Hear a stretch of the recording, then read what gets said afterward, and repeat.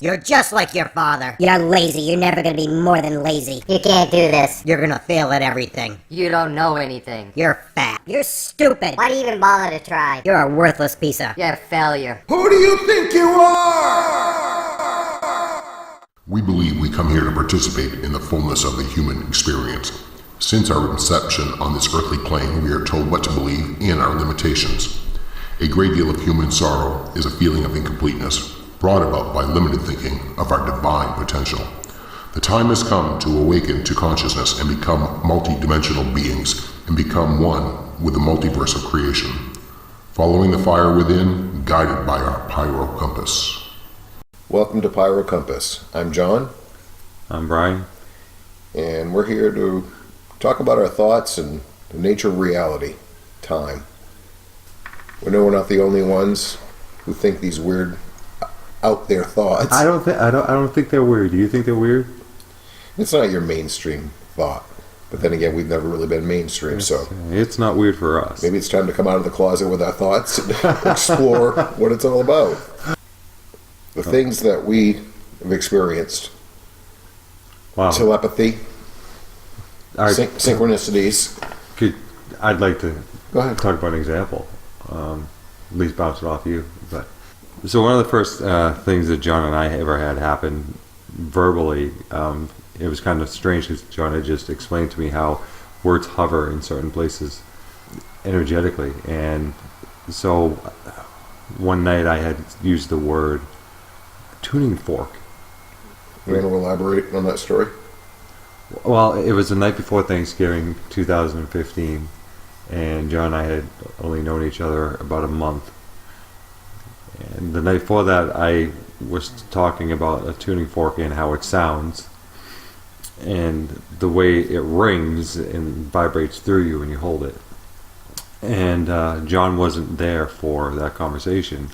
He came up for some coffee and dessert after the next day for Thanksgiving, after he'd been to his sister's, and he was sitting in the same chair that I was in when I said it, and he brought up the same exact situation about a tuning fork and how it resonates, the frequency basically.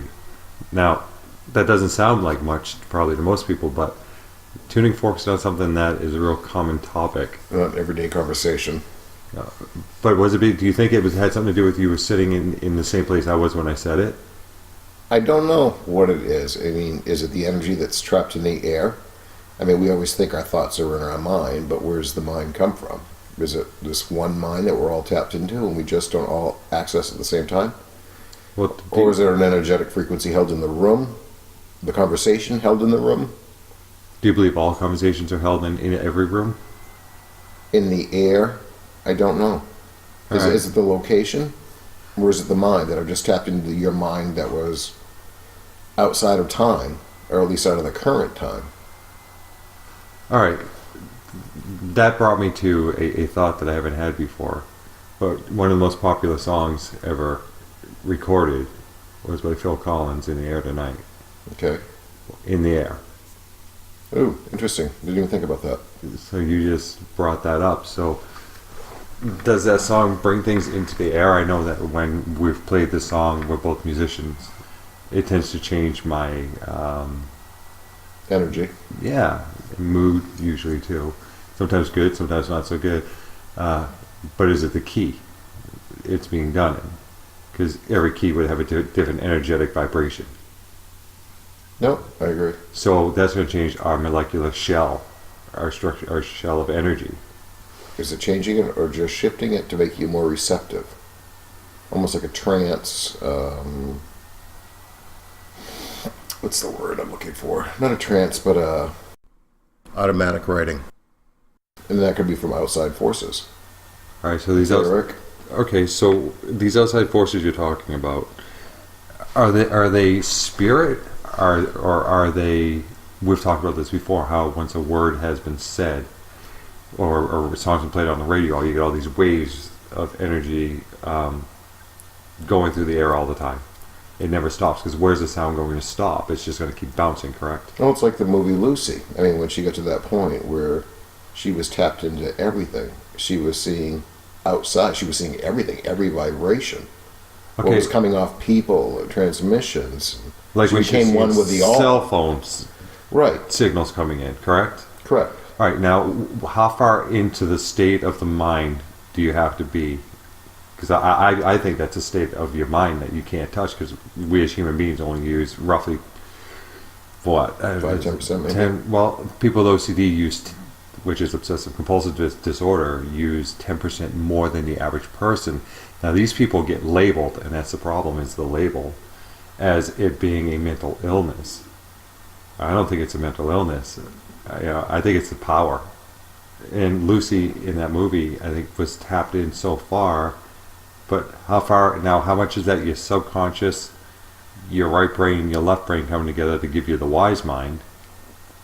Makes sense. And how much of it is? Well, you need your left brain to actually even verbalize it. Otherwise, you'd be painting in pictures or just. Very good point. You need to have that coherence between the hemispheres. Oh, really, really, really good point. I enjoy that because that makes sense. Because you can't verbalize about your left brain working. It's like that podcast, Jill Bolte Taylor, I think is her name. She did that thing. She had that stroke of insight. It's like her whole left brain shut down, and she knew about this stuff. She goes, and she realized, I'm having a stroke. She realized something was going on, but then it's like, but she was in this real serene place in her mind on her right side. It's like, I'm just one with everything, and it's like, it's all beautiful. Then the left brain will kick on, and it's like, no, you're having a stroke. You need to get in touch with somebody. This is an emergency. But it's so. How was she able to get that across? Memories, the pictures. She knew that she had to dial her office, and she could correlate. She had enough memory to realize what a number looked like. She couldn't. Left brain wouldn't tell her the phone number, but she knew the pattern of the phone. Right. So she had to match up the numbers. It's like, that looks like that. She couldn't know it was like a 9 she was dialing. She goes, that shape looks like that shape. Okay. That's really interesting that she was able to do that. So people that have had problems like that and they can't really communicate the way they used to, do you think that they're using like the left brain may have shut off, but their right brain has taken over more, so you might find that they're tapping or something like that to communicate? A good example for me is a movie I watched once was The Sum of Us with Russell Crowe. Yep. And his father had a stroke, and he figured out that his father would tap one, what he was tapping, so he had him tap 1 for yes, 2 for no, and then on his wheelchair he put a buzzer on it so he could hear him in another room when he was doing it. So that's still using some left brain though, enough to know it to hit that button though, isn't it? Don't you think we're always communicating though? With everything? Without even verbalizing, whether it be our gestures, or what we're emitting from our body. You talk about like law of attraction, things like that. If you're emitting something from your energetic field, Right. I mean, you are constantly going to repeat or attract whatever you're throwing out there, whether it be an insecurity, and the universe is going to deliver that. It's like, okay, this is what you're emitting, therefore I'm going to deliver it to you because that's what you want. It doesn't look at it as good or bad. It's like, or maybe it does know, and it just wants you to become aware of what you're emitting. So it's what you're asking for instead of what you want, because wanting it, like you told me, is lack of. Insecurities, whatever. Your thoughts don't. And that goes back to your thoughts. Are they in your brain, or do you just emit what you think? Well, I don't know. Let's look at when you'll either think of something or I'll start doing something, and you'll say, I was just thinking about doing that. Yeah. Or asking you to do that. And then, but I've already started doing it. But if you never verbalize that to me, I'd never know that. So are you thinking it and I'm doing it? Or am I about to do it and you get the idea in your head that I'm about to do it because we're still communicating even though we're silent? Okay, let's talk about the things that have happened. The motorcycle. You want to tell? you want to tell that story? Oh, this is great. This is a great one. So, just laying there one day, and John had fallen asleep, and I was just kind of laying there, and I was thinking about all kinds of things. And one of the things I was thinking about was I had a motorcycle one time. It was an '85 Nighthawk, and I couldn't keep the front end down on the ground, so I had taken it and gone to the dump, and I found a diamond-shaped piece of heavy metal, and I put it on the front forks of the motorcycle. Well, John woke up from this dream with several other things from his nap, and he starts telling me he sees a diamond on the front of a motorcycle. Now, were you thinking about that prior? Only while you were sleeping. Oh, you were? Okay. Just while you were sleeping. Not prior. My mind just kind of ran while you were sleeping because I couldn't sleep that day. Were you dreaming it, so I thought it? Or did my thought infiltrate your dream? In which case, what else can we do? I thought I was awake, or it was just in that quiet state. I believe you had fallen asleep. Well, I know the other time it happened with the bar. And That was the same day. I said I had a dream about a bar, never been in before, and described it with a wood paneling and where the bar was located, and I think where the bathroom was or where the kitchen was. I can't remember the whole details about it. You remember the bathrooms.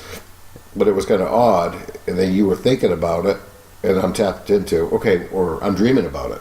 And you've never been there. So what happens when we go into that state of dreaming or closing down the left brain a little bit? Are we operating outside of time, or because I don't know if I was actually thinking about what you were thinking about, or was I going back in time?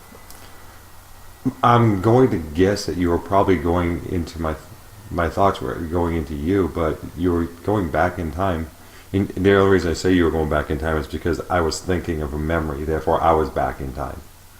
So you technically time jumped to a memory I had long before I knew you. But then described the parking lot in the building to a T so that I knew exactly what you were talking about when you started to tell me about it. Yeah. What else about interesting is that's the same day that when you got up, after you had this incredible vision like that you were staggery and stumbly. It's almost like you crossed into another dimension, and when you came back, yeah, you had a hard time coming back. It took you some time to recalibrate yourself to here. Oh, it's definitely. So can you tell me what that feels like? It's a horrible feeling when you wake up. It's like you're not all here, and it's almost like you're having a hard time acclimating to this reality, or even your body, for that matter. Can you feel your body? Do you notice the same sensations? You feel your body, but it's a heaviness, and it's like you're not lined up with it. Okay, so what's the longest you've ever gone? I've had a whole day where I've been out like draggy. An energetic lag? Energetic lag, but it's almost like, where's the rest of me? How's your mind feel? Does it feel like it's working, or is it slow? It's a portion of who I am. It's like you come back into this reality, and it's like, okay, where's the rest of me? I didn't all come back last night. So when that happens to you, can you... It's almost like a jet lag type feeling, I guess is how it is. And if you're traveling outside of the body, that would almost make sense. Maybe it was a bad re-entry. Oh, okay. So you come in too hot, too fast. That makes sense. Just like you've had times before where you've had your outer body experience, and then you've come back, you said, and you thought that your body was too small for you to fit into. Oh yeah, that was. Can you explain that one to me again? I love the story. It was a very. He's got a big smile on his face. Cool experience. I was sleeping, and I found myself in a land. I don't know where it was. It was like a really like water on the shore, and you come in, and there's a bunch of people standing around on this grassy knoll, and there was a familiar feeling about it, and nobody had a name. They were all known by like the frequency that they emitted from their heart. It was like the love. You could just tell them. Everybody had a different frequency, and you knew them just by their frequency. Did anybody's heart frequency line up with somebody else's heart frequency? I don't know. It was weird. I felt. Were you involved or a bystander watching? I was involved. They realized it was me. They could see you. They could see me, and it was like welcome. So they could feel your heart. Yes, and that's Okay. and that's how it wasn't like I was John, and that was Sue. It was like You didn't have a label. A name is a label. That's right. It had a frequency, and you knew them by their frequency. I just got goosebumps going up my kundalini. And then I found myself with no memories. I had no idea who I was. I just remember that instance, and I didn't even have a name at that point. Then I found myself in this blue light. It was like electric. It almost looked like water waves, like with the sunlight hitting it. And I'm just encompassed by this whole blue light. And So this is all around your body or all around the area you're in? it was almost like you were in a pool of water. That's what it looked like. Was it And like a now, gel wait, around you? I really had no sensory feeling. I'm just observing. So it really didn't matter. No, it didn't. I had no preconceived notions of what I just was, and I was in this. You just observing. was. Yeah, I like that. I was just observing it, and I can see like stars going by, and I didn't realize it. Stars is in you see in the sky, or Yes, stars like yes, floaties? Yes, like stars going by in the sky. So is it dark, or is this during the day? It was dark, but I could still see the darkness beyond the blue, and I realized, oh, I'm moving. Did anybody else have a blue hue around them? No, I was by myself. Now you're by Then yourself. I realized that I'm in space, and it's like, so I'm having a little more left brain kick on, and it's like I'm moving, and then I found myself. Oh, then I hear the tone in my head. Now the which- tone, we probably should explain what that is. Explain the tone. What most doctors call tinnitus, thank you, is actually... Well, I don't know. I'm sure tinnitus exists, but this tone. You see, I think- it's almost like a beacon to come home, and it brought me back. So it's your frequency tone. Exactly, and it brought me back to my body, and I remember being right outside of my bed, and when I heard this tone, my memories kicked back on, but I'm not in my body, and I know I'm just way too big to fit in this shell. It's like, and then this fear came over me, and it was like, What was the fear of? it's like I'm just too big, I can't fit in that body, and it's like, and it was like I don't know how, it's like putting a big computer on a little floppy or a thumb drive. It's like it's just too much information to put it into this thing. It's like, and it was like it was really, it's like heavy. So that sounds like as you were... It was quick. It was quick. It was quick, but it sounds like as you were getting ready to re-enter, it's the first time you had any sense of fear or doubt. Once my left brain kicked on, yeah, I knew exactly where I was outside my body. And it's like I'm way too big, and the human left brain part of it just put that fear back in me. So the human left fear part, Even though I wasn't in my body, those memories were still there. I had the memories at that point outside of the body. based on what you've always been told, though, because the left brain kicked in, Something kicked in. saying you can't fit. Yeah, I just knew it. I was way too big for this body, and then I was just compressed right down to nothing. It's like me taking a big old fire and just putting it right, like a little sparkler. It's like, and then it's like right back in the body. And I remember the first time when it first happened, it's like, ugh. I woke right up. It's like, Were you tired when you woke up? it's the first thing I thought is it's so heavy here. It's like the gravity. It's like, ugh. It was and the restriction of the body. It's like I was so much bigger. All right. Well, they can't see the look on your face right now, but it sounds like the gravity really just The gravity. you want it back out of your body. The gravity, the compression of who I was, tied into this little tiny shell. Did you want back out of your shell? That's what it sounds like. Looking Oh, at it you. just reminded me of, I don't know. It's just how heavy it is here, and I don't know if it's our baggage, if it's gravity. I don't know what it was, but there was a freedom outside of the body. Okay, so when you were over there, and you didn't have a name, and you everybody had a heart I frequency. had no memory of who I was. You didn't know your name. No, Really? I just was Okay. existing, You just were. observing. You just were. And these other people that you saw in there were as well. I don't know if I knew them or not. It didn't seem like I knew them. But you felt weightless or just light? And I felt like I was on the ground like they were. Okay. And I don't know how I got from the ground back to the sky. I don't have any memory of that. That's really interesting. I like that. But I had no memory of getting there either. See, that's an incredible story. Have you had more than one episode like that? Not that strong. Where I was woken right out of a sleep knowing what was going on with that full memory. All right, so That was nice. Now, what do you think the factors were why you were able to remember that? Because it was so vivid?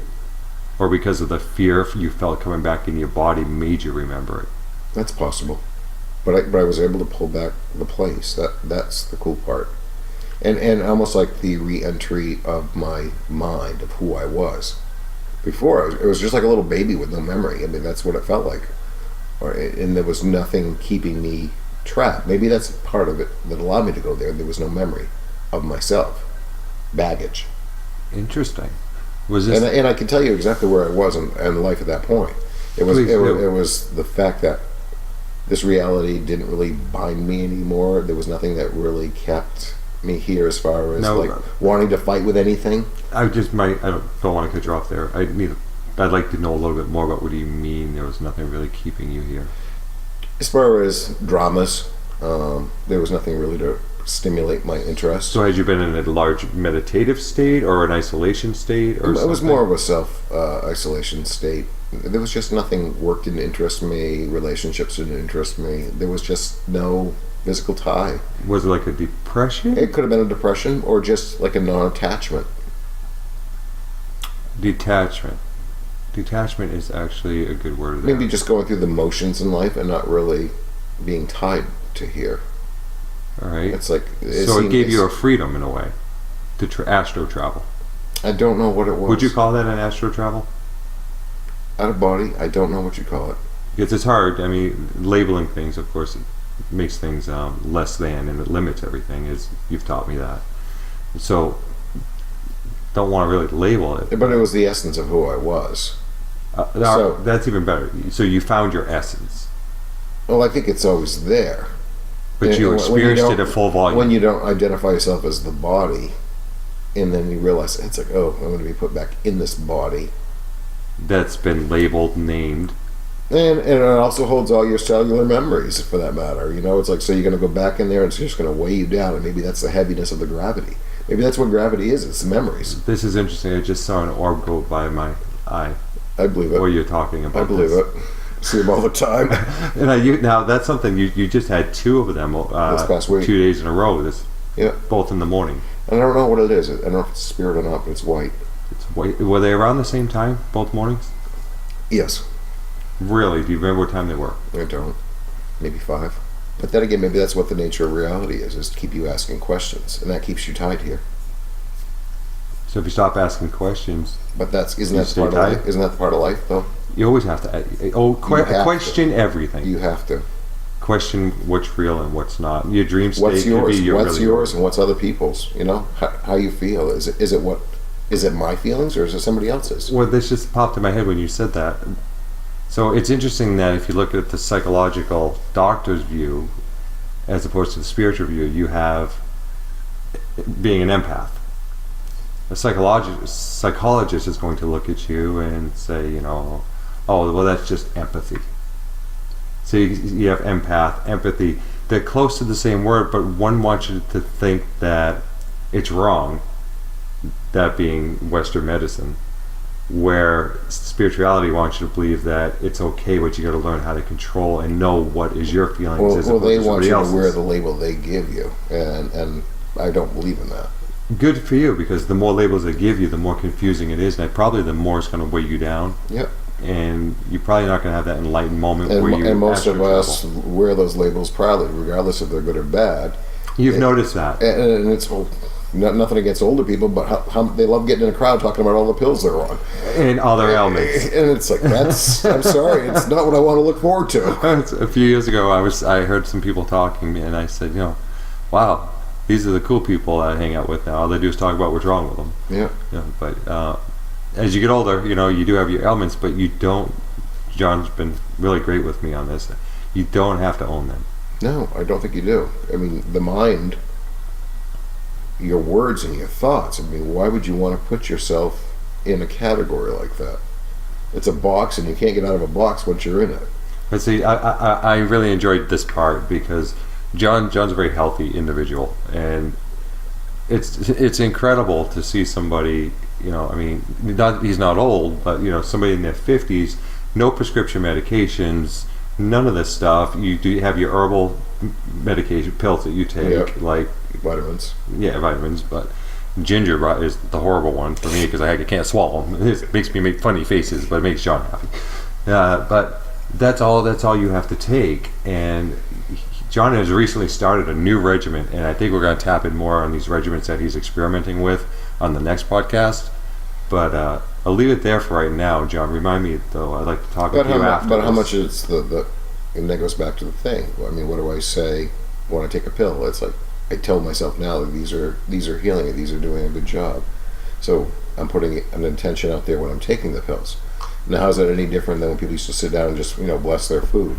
Are they changing the frequency of the food to affect their body? changing the frequency of the food, or some might call it a placebo effect. It doesn't matter if it works. Exactly. So Now, you could take a sugar pill That's right. and tell If yourself it it's works, fixing the problem. So you're saying that it's not so it's much. your intention. Now, what are you I doing? really want to touch base on your regimen that you're taking What because do you- I want to know. I know you're trying to talk, but I'm on a roll. Hang on, biscuit time. So is it the next podcast? I really want to touch base on your regimen, and is it the actual regimen that's making you feel better, or is it your mindset because you're taking them and you believe in what they're doing? And maybe just something is help clearing up the mind and making me more focused. I mean, what did you just start doing? You started writing. I mean, how are you feeling now where you're writing? Your intentions. I feel focused while I'm doing it, which is really good. We know that I have that spaciness feeling. I'm not sure why, dream state. I can't seem to come out of it. Maybe you can help me with that. But when I'm done writing, I have that. It takes me a little bit to come. When I'm writing, I leave because when I'm done writing, it takes me a little bit to come back to get my focus back to here. And there's something called that, and I can't think of what it's called. Not channeled writing, but it's along that lines. Oh, Drawing we used to do it. We used to a talk blank about on it. what the name of it is, but That's okay. Names are always a good thing. Oh my God, have we really spent 27 minutes talking about this already? now a word from our sponsor. Wow. So this is our practice podcast. Today's the 20th of January, 2018. This is our first attempt. So any closing thoughts? No, not really. I think I just want to challenge what we know, why we think we know what we know. Let's play with the matrix a little bit, expand our consciousness. I mean, if everything's coexisting at one time, why can't we tap into it? Why do we have to use our words? Why do we have to use our thoughts? Why can't we just jump into this thing, this universal mind? And I think people are waking up, and I think this is why it's a great time. I know personally I listen to a lot of podcasts. I love exploring consciousness. It's a passion of mine. And I think other people are waking up to that. Well, honestly, I'm thrilled because I never listened to a podcast. You sent me a couple. Your enthusiasm for them got me excited about them. And Oh, we've always thought a little differently. It doesn't mean it's bad. We've always just thought differently. And maybe that's what we need in the world right now is a new mindset. I think that's great. We're running low on time now. So we're going to definitely come back to these subjects. Like I said, I really want to talk about your regimen because I see changes in you. It's my aura. Well, that's the other thing. There's a whole bunch about aura stuff we want to tap into. So we're going to close out. We are Pyro Compass. And Appreciate you tuning in and see where this takes. And eventually we'll get there. We can have call-ins and really exchange energy and ideas. yeah, we'll even have a theme song. Thanks again for listening. Yes, appreciate it. Thank you.